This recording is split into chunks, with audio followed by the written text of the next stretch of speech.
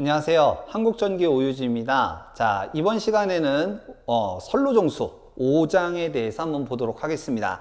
자, 제가 앞에서도 몇 번 이제 언급을 했었는데 이 장을 갖다가 얘기하는 부분을 좀 헷갈리시면 안 돼요. 일단 그거 먼저 간략하게 설명하고 그 다음에 이제 수업 진행하도록 하겠습니다. 전력공학은 보통 이제 1장 전력계통이라고 하는 파트부터 11장 발전까지 있어요. 그래서 총 11장으로 이제 보통 이제 구성되어 있는 게 전력공학이라는 이제 과목인데, 그 중에서 우리 앞에 영상이 1장, 2장 전솔로까지 이제 수업이 진행이 됐죠. 그 다음에 이제 끝날 때 제가 2장 전솔로 끝날 때 언급을 했었지만 3장과 4장은 배전 방식으로 이제 들어갑니다. 이게 이제 보통 이제 출제 기준에 이제 해서 장으로 이제 구별되어 있다 보니까 이제 그렇게 되는데, 이 3장, 4장은 제가 뒤쪽으로 뺐죠. 뒤쪽으로 빼고 5장 선로정수부터 한다라고 먼저 말씀을 드렸습니다. 그래서 우리가 송전 선로부터 해서 변전, 배전 이런 식으로 이제 수업이 진행이 된다라고 말씀을 드렸으니까 그 부분 헷갈리지 않도록 하시고, 안 하는 게 아니라 뒤에서 한다라고 이제 말씀을 드렸죠. 그래서 그거 참고로 좀 알고 계시면 될 것 같고, 자, 요번 시간은 5장 선로정수에 대해서 봅니다.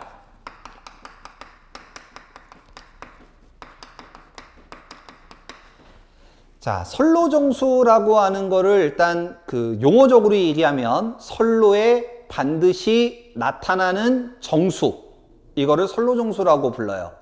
선로에 반드시 나타나는 정수, 이거를 선로정수라고 하고, 제가 결과부터 먼저 써드리면 R, L, C, G라고 인지하고요. R은 우리가 이제 저항, L은 인덕턴스, C는 정전용량, G는 컨덕턴스죠. 근데 선로를 운영을 하면서 나타나는 값이다라고 해서 시험 문제상에서는 뭐라고 나오냐면 누설 컨덕턴스라고 나와요. 명칭 조심하셔야 됩니다. 누설 컨덕턴스. 그래서 이 네 개가 선로에 반드시 나타난다 라고 해서 선로정수라고 불러요. 자, 그래서 이 선로정수를 제가 일단 세 가지로 이제 구별을 할 거예요. 일단 기본 설명 하나, 그 다음에 선로정수 L과 관련된 문제 하나, 그 다음에 C하고 관련된 문제 하나. 그래서 5-1, 5-2, 5-3 뭐 이런 식으로 이제 얘기할 거고, 그 다음에 연가라고 하는 부분이 있어요. 좀 써드리면 5-1이 이론 설명, 선로정수에 대한 이론 설명. 그 다음에 이제 5-2가 선로정수 L에 대한 거, 5-3이 C에 대한 거. 그 다음에 이제 요거를 넣을까 뺄까 고민을 하다가 그냥 일단 이제 넣었어요. 그래서 연가라는 겁니다. 문제나 내용적인 부분에서 뭐 얼마 되진 않지만 실기시험에도 나오다 보니까 일단 연가라고 하는 거를 넣었고요. 그 다음에 이제 5-5 부분에서 우리가 코로나 현상에 대해서 볼 거예요. 5장의 핵심은 이거죠. 코로나 현상. 그래서 요게 있고요. 그 다음에 5-6에서 복도체 특징.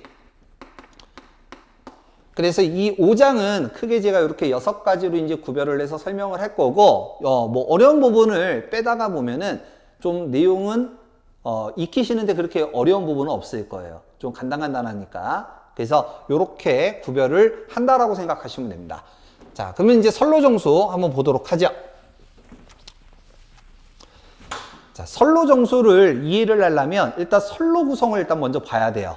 그러면 이제 우리가 발전소가 뭐 이제 이렇게 이제 있으면 여기에서 송전철탑이 이제 쭉 가겠죠.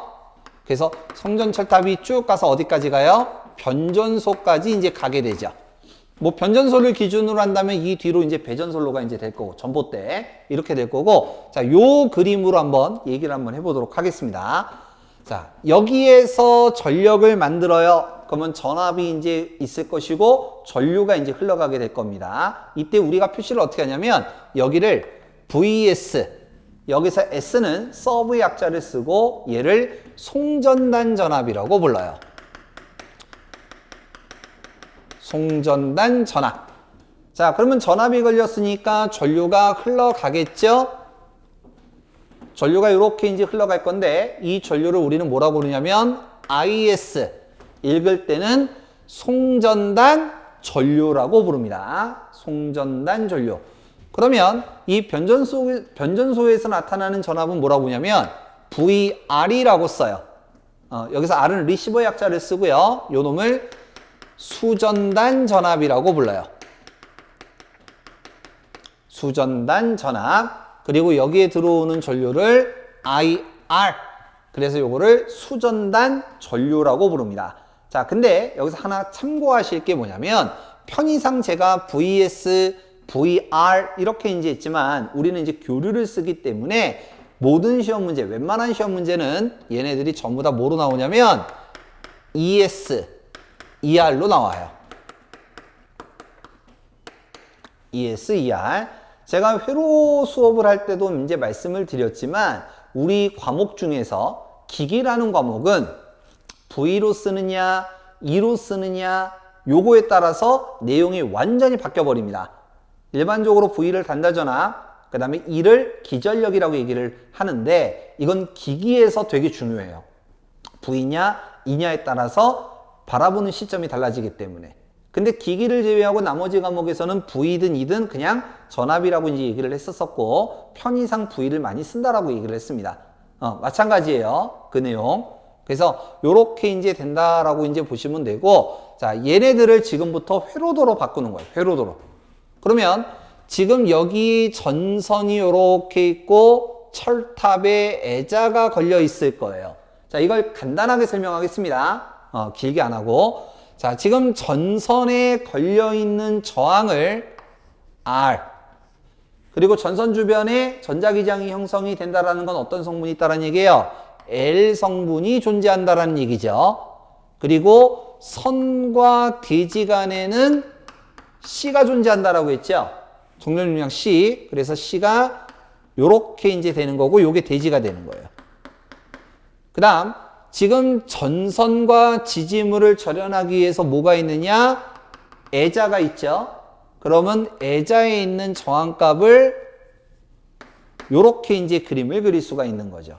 지금 이 그림은 요거 하나 그린 거예요. 요거 하나. 그러면 뒤에도 또 있겠죠. 그러면 얘네들이 계속 연결이 되는 거예요. 계속. 자, 그러면 이제 이 그림을 다시 그릴게요. 왜냐하면 지금 이렇게 되는 거는 회로도가 아니거든. 회로도가 아니거든요. 그래서 이거를 회로도 그림으로 바꾸는 거야. 얘하고 얘는 일단 병렬이죠. 전류가 지금 가는 길이 세 길이니까 병렬이죠. 그래서 요 그림을 다시 그리면 이렇게 됩니다. R, L,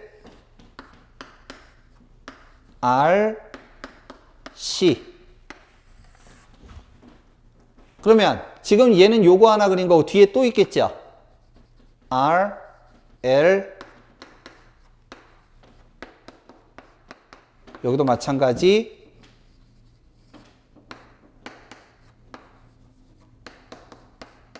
무한반복 회로 어디까지 가요? 변전소까지 가겠죠. 그래서 지금 요놈 R, 요놈 L, 요거 C, 요거 G, RLCG, RLCG, RLCG 무한반복 회로. 이거를 뭐라고 불렀어요? 우리는 분포정수 회로라고 부르죠. 이거 기억나시나요?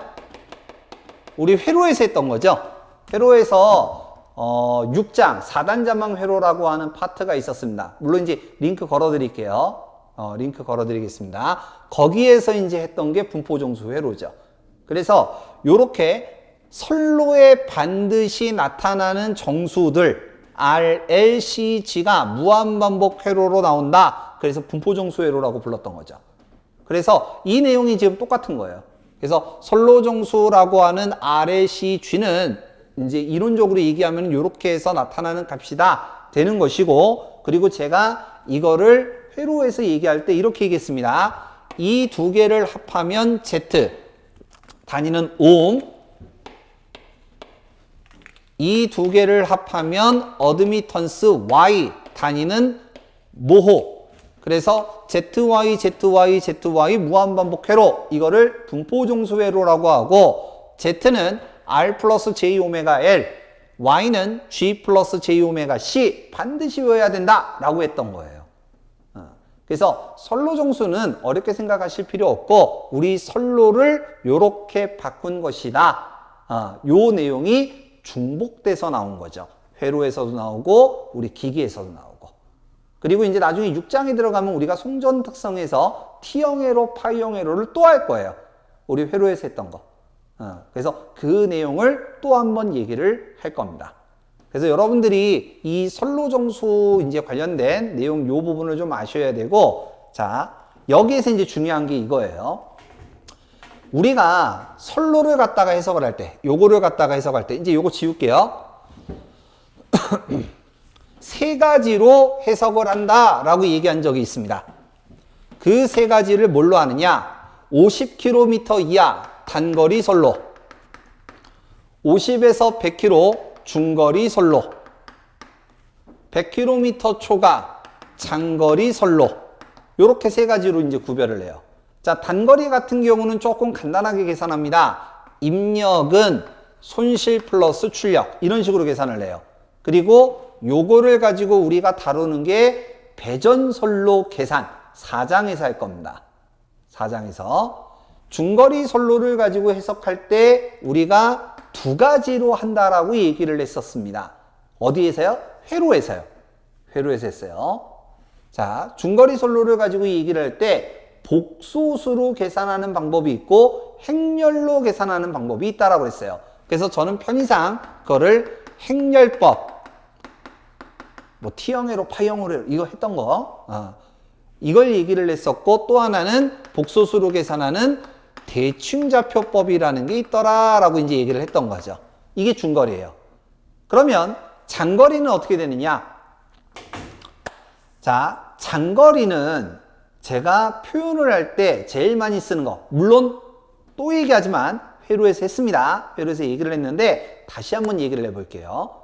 제가 아파트에 살아요. 내가 커피가 너무 먹고 싶어서 편의점을 가려고 하는 거예요. 편의점을 가려고 엘리베이터를 타고 쭉 내려와서 편의점을 가려고 딱 봤더니 비가 보슬보슬 내리는 거죠. 그래서 우산을 다시, 비가 좀 어설프게 내리니까 우산을 가지러 가기는 좀 애매하고 거리는 가까우니까, 아파트에 보통 상가가 이제 있죠? 그러면 가까우니까 그냥 손 찔러 놓고 거북이머리 맞는 다음에 막 뛰어가서 그냥 사오는 거죠. 그리고 나서 비가 좀 묻은 걸 어떻게 해요? 털어버리는 거예요. 근데 똑같은 조건에서 장거리 선로다 이거지. 장거리 선로.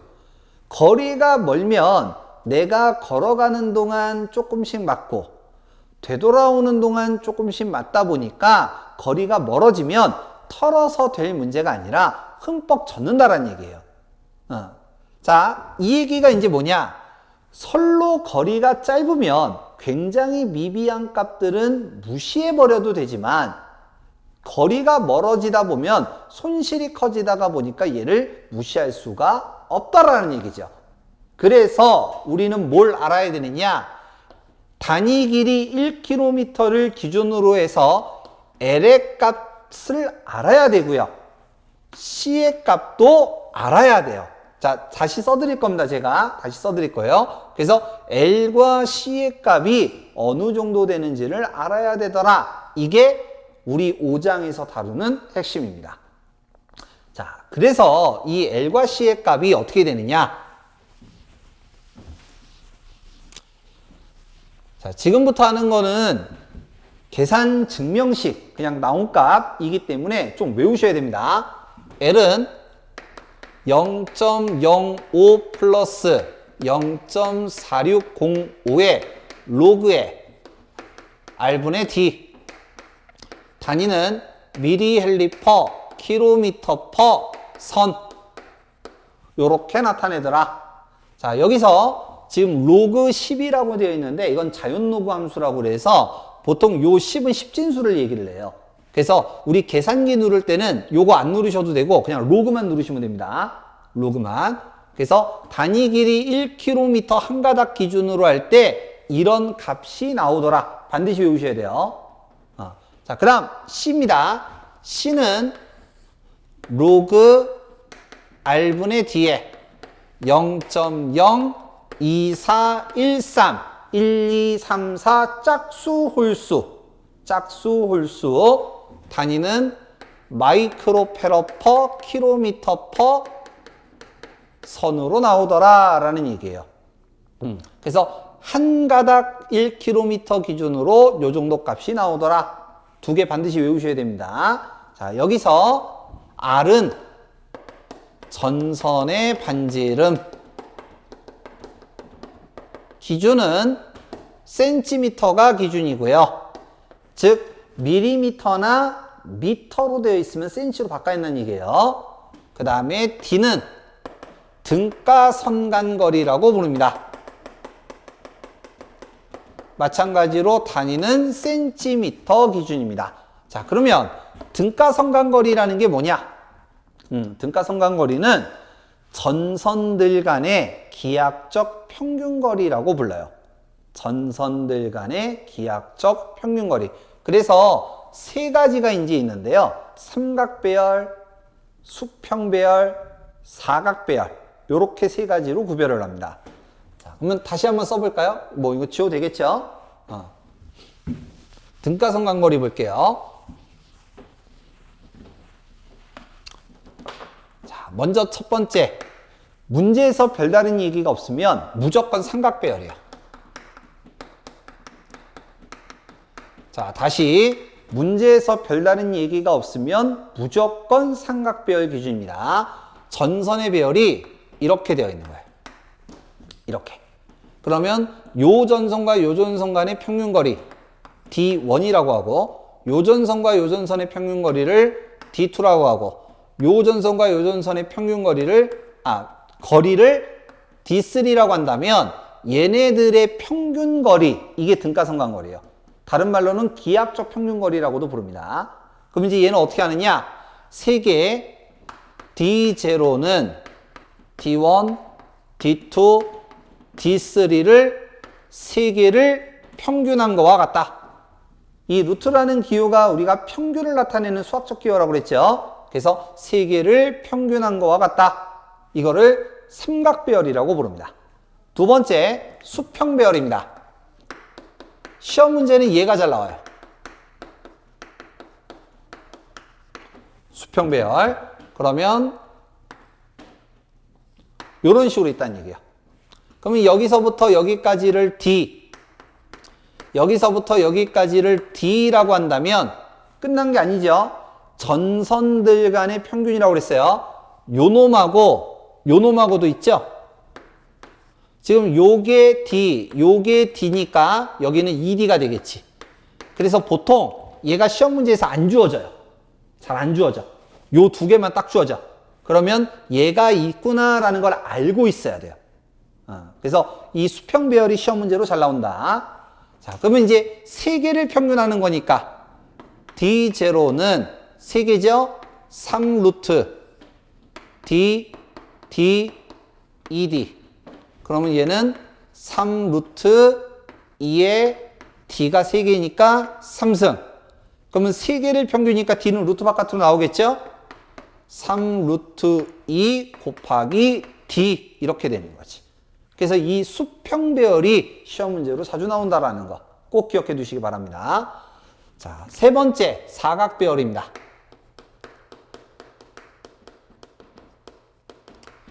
사각배열은 말 그대로 사각형으로 되어 있는 거고, 그리고 제가 화면상에 나가도 신경 쓰지 마세요. 이게 중요한 거니까. 그러면 요렇게 네 개가 배열이 되는 거고, 여기를 D, D, D, D. 끝났어요? 아니죠? 대각선들도 있죠? 대각선. 여기하고 여기, 여기하고 여기. 그러면 여기가 1D, 1D니까, 다 1D니까, 요거, 피타고라스에 의해서 1, 그럼 여기는 루트 2D. 여기도 루트 2D. 이렇게 되겠지. 자, 그러면 D0는 하나, 둘, 셋, 넷, 다 6개니까 6루트 D, D, D, D, 루트 2D, 루트 2D. 그러면 얘는 6루트. 루트 2, 루트 2니까 얘는 2가 될 거고, D가 하나, 둘, 셋, 넷, 다 6개. D가 6개니까 D에 6승이 되겠고요. 얘는 루트 바깥으로 나오고 6 루트 2 곱하기 D가 되겠습니다. 이게 사각배열이에요. 사각배열.